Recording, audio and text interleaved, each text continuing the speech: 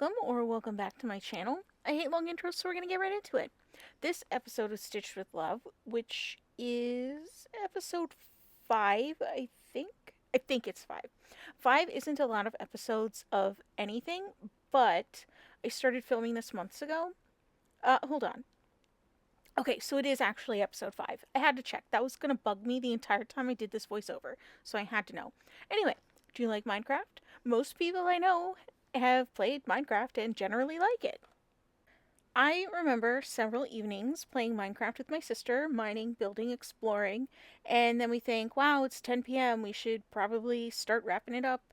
Except, oh no, it's not actually 10 p.m., it's actually, 4:47 in the morning, and it's time to start thinking about getting up and getting ready for the day in about an hour. I don't know what it is about those blocky pixels, but it's magic. At least when you're having fun with people that you like to spend time with.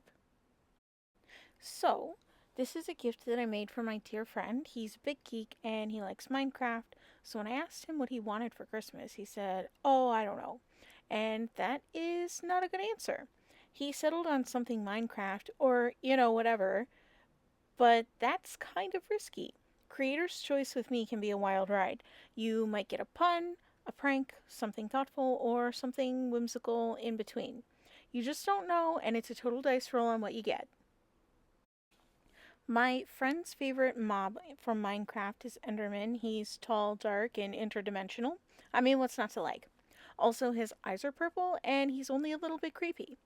I'm still a little bit sour about an Enderman stealing blocks out of my not so great dirt house in one of my very early Minecraft worlds, so I'm a little more neutral on the guy. Alright, enough of me rambling about my love hate relationship with Enderman and Minecraft. Now that I've rambled so long, you can probably guess what I am doing. So, I'm not the best at pixel patterns or tapestry crochet or whatever this particular technique is called. I did originally try to do Tunisian crochet for this project, and I decided that I am totally okay with not knowing how to do that. I spent a couple hours trying to figure it out, watching videos, looking at photos, reading about it. It's not for me. I don't need to know how to Tunisian crochet. So I decided to make a little throw pillow with Enderman's face on it. I originally wanted to make a cube, but I later decided that I didn't want to do that, and I believe my next video you'll see why. I'm absolutely over sewing things together and making 3D shapes right now, and sewing all of the weird and complicated projects, so regular pillow shape it is. I started by doing a pixel pattern of Enderman's face, which wasn't super hard since there aren't a ton of colors involved, so the amount of color changes was pretty minimal. After I was done with the basic pattern of his face and finished off the rest of the square and blocky shape, I crocheted around the piece to give me a flat, even edge to sew with, just to make it easier on myself later because of all the sewing from that other project you'll see probably next week. So once I had finished the front panel, I needed to make a back panel. I decided it would be just plain charcoal gray, and it wasn't fancy, and there was a whole lot less counting involved since it was just one color and it just had to be the same size as the front panel.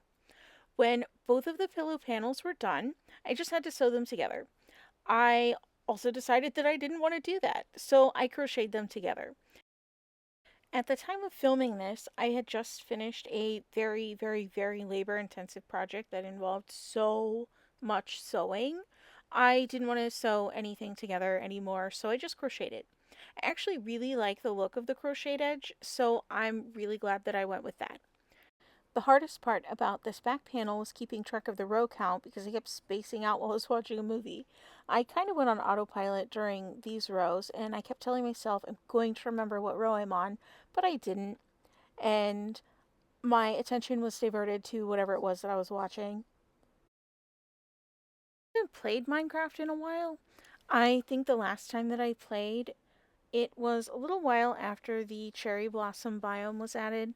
I built a house on a hill with the pink cherry blossom wood, and it was kind of near a village, too close to the village. I would go mining and then come back, and there would be a little baby villager in my bed, and grown up villagers using all of my different crafting tables. It was fine. Just made them some houses near mine, and they kind of skedaddled. It was really convenient for trading, though. Okay, but back to this project.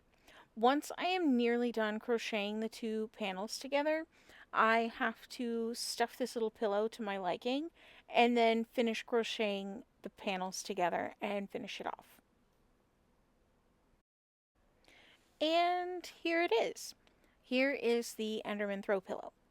I absolutely love how it turned out, and I think it's really cute, and it also has a really nice squish. It's machine washable, so that's a huge plus. But because you can't have a single throw pillow, I had to make them a set.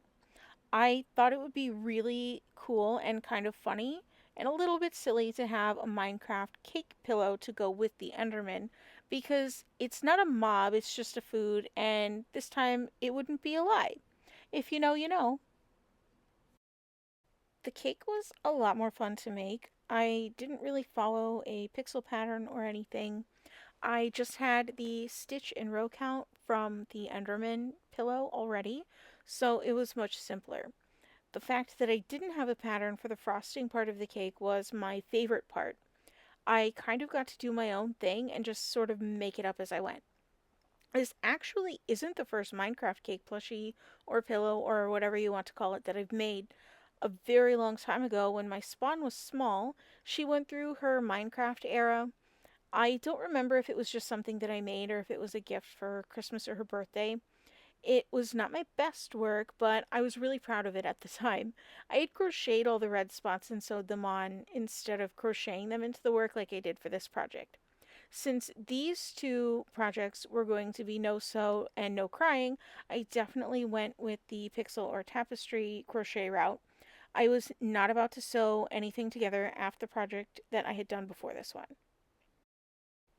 I made the bottom of the cake a nice cakey tan color. It was all one solid color, so it wasn't complicated. I do have a piece of scrap yarn in here to mark the rows while I was crocheting it. I was watching something interesting and I kept forgetting where I was in my row count. I don't know what I was watching, but it was probably some random horror movie that wasn't good enough for me to remember the name of, but interesting enough to steal my attention from counting. The top of the cake was a lot more fun to make.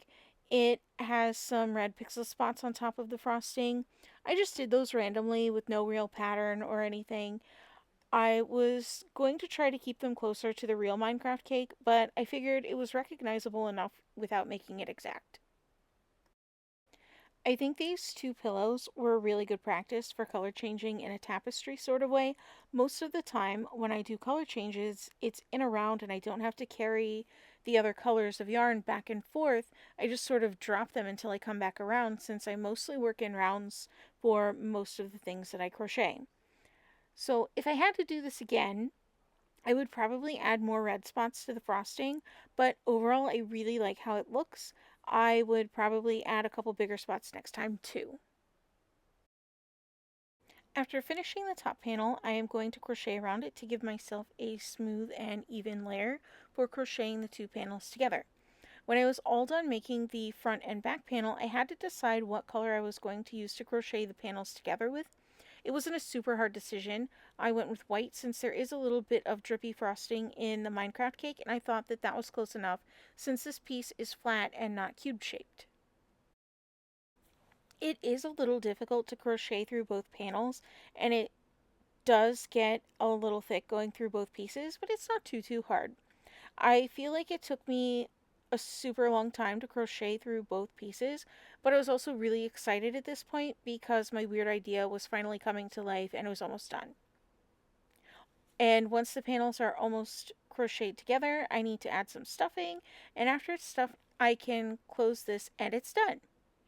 I really love how these two throw pillows turned out, and I think they're super cute.